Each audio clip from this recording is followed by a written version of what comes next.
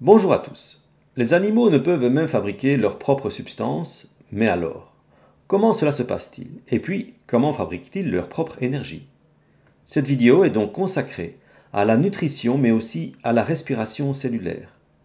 Ceci correspond aux attendus des savoirs et savoir-faire en vue du CTC ou certificat du tronc commun au terme de la 3e année secondaire. Les aliments achetés et conditionnés comportent des étiquettes avec les valeurs nutritionnelles. Vous le savez, on y indique la valeur énergétique des aliments, soit en kilojoules, soit en kilocalories, pour 100 grammes par exemple. Mais on y détaille aussi les composés chimiques des aliments. Dans l'exemple ici, on a du chocolat. Il y a essentiellement 6 composés que l'on va retrouver dans la plupart des aliments, mais tous n'y figurent pas toujours. D'abord les lipides, qui communément sont appelés matières grasses. Autre catégorie, les glucides, qui sont tous des sucres et que l'on retrouve ici. Puis les protides, ou communément appelées protéines, que l'on a ici. Ensuite, nous avons les sels minéraux, comme le calcium, le sodium, etc. Puis, non cités ici, les vitamines. Puis enfin, l'eau, du symbole chimique H2O, que l'on retrouve pour ainsi dire dans tous les aliments. Les 3 premiers composés sont constitués de grosses molécules que l'on appelle ici des macromolécules. En réalité, ces macromolécules ne pourront pas être assimilées dans le sang au niveau des intestins.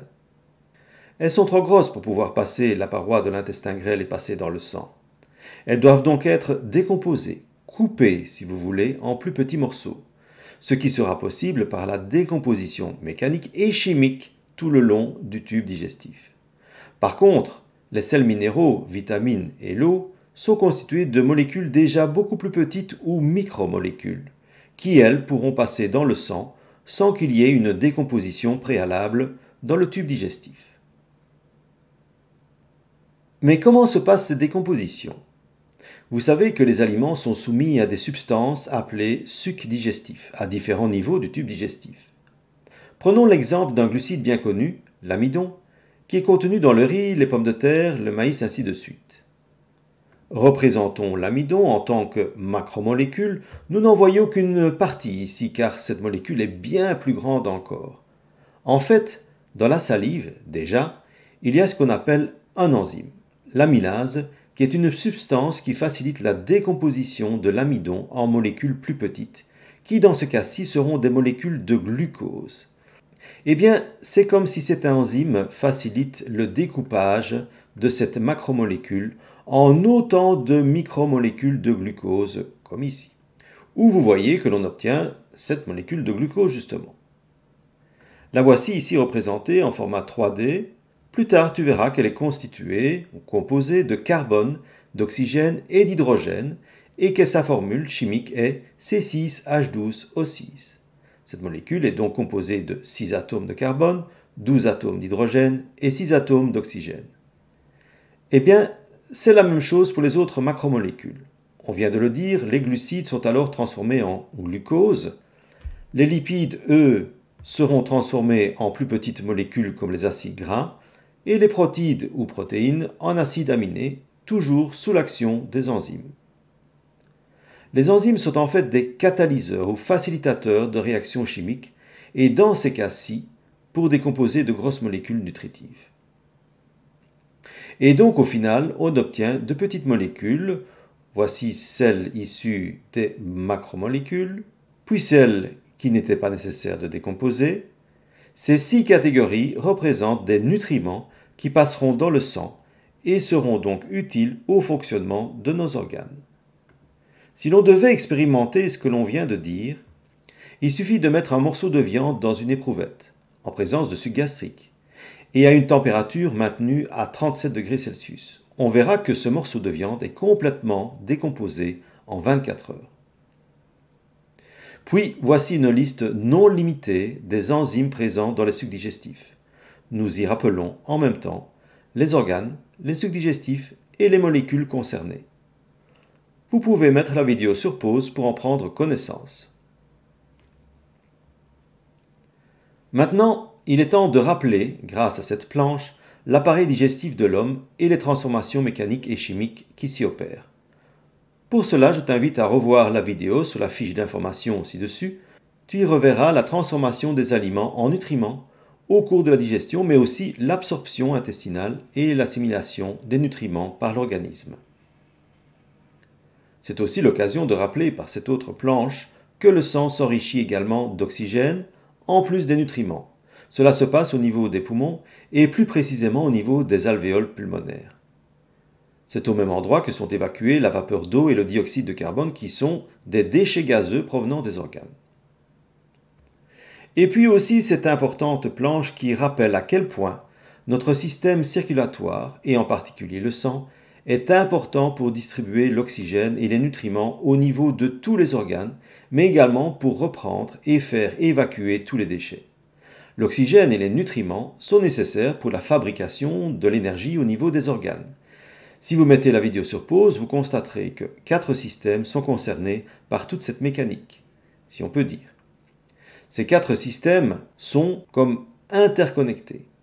En particulier, n'oublions pas le système excréteur ou urinaire qui joue un rôle dans l'évacuation des déchets non gazeux. Encore ici, je vous conseille de visionner cette autre vidéo de synthèse relative au rôle de la circulation sanguine. Nous allons maintenant nous attarder sur ce qu'on appelle la respiration cellulaire. D'abord de comprendre ce qu'est la cellule.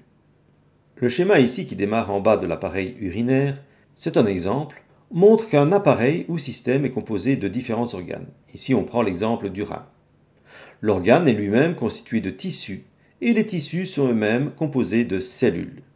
C'est ainsi que l'on dit que le corps humain, adulte, est constitué de plus ou moins, selon les sources, 30 000 milliards de cellules. C'est bien de la cellule dont nous allons parler maintenant, et plus particulièrement de sa structure et de ce qu'il s'y passe.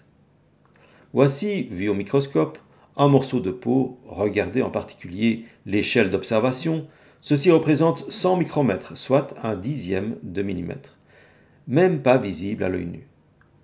Vous voyez aussi les petites structures comme celle-ci qui sont en fait des cellules qui constituent la peau, sans rentrer dans les détails. Les cellules sont donc très petites, de 5 à 50 micromètres chez l'homme, et sont donc aussi différentes d'un tissu à l'autre et d'un organe à l'autre. Voici d'ailleurs un ensemble de cellules nerveuses ou neurones qui sont en réseau, avec pour chaque cellule leurs extensions caractéristiques. Mais voyons voir en particulier ce qu'il se passe dans une cellule. Voici le modèle sous forme de schéma de la cellule animale. On précise animale car la cellule végétale n'a pas exactement la même configuration, on le verra dans une autre vidéo. La cellule est entourée d'une paroi extérieure que l'on appellera la membrane cytoplasmique ou membrane cellulaire.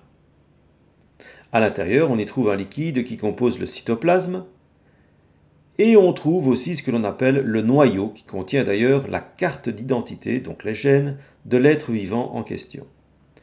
Dans le cytoplasme, il y a plusieurs petits organites, ce sont des petites structures qui jouent différents rôles dans le fonctionnement de la cellule. Un d'entre eux, la mitochondrie, ou plutôt les mitochondries, car il y en a d'innombrables dans une cellule, va attirer notre attention. Voici d'ailleurs une image prise au microscope électronique beaucoup plus puissant que le microscope optique, montrant 2 mitochondries. En fait, la mitochondrie est la centrale énergétique d'une cellule, et c'est elle qui va fabriquer l'énergie nécessaire au fonctionnement de la cellule et donc de l'organe. Comment cela se passe-t-il ? En gros, c'est la mitochondrie qui va utiliser l'oxygène et les nutriments, et en particulier le plus important d'entre eux, le glucose. Nous rappelons donc ici l'expression chimique de l'oxygène, ou plus précisément dioxygène, O2, et celle du glucose, C6H12O6. La mitochondrie fonctionne donc comme une centrale produisant de l'énergie, et donc, par la même occasion, elle fabrique des déchets qui sont d'une part le dioxyde de carbone, CO2, et simplement de l'eau, H2O.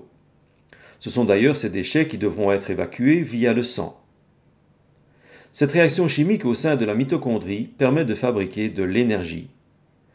Comme ce phénomène explique le fait qu'une cellule utilise de l'oxygène, on appelle cela la respiration cellulaire.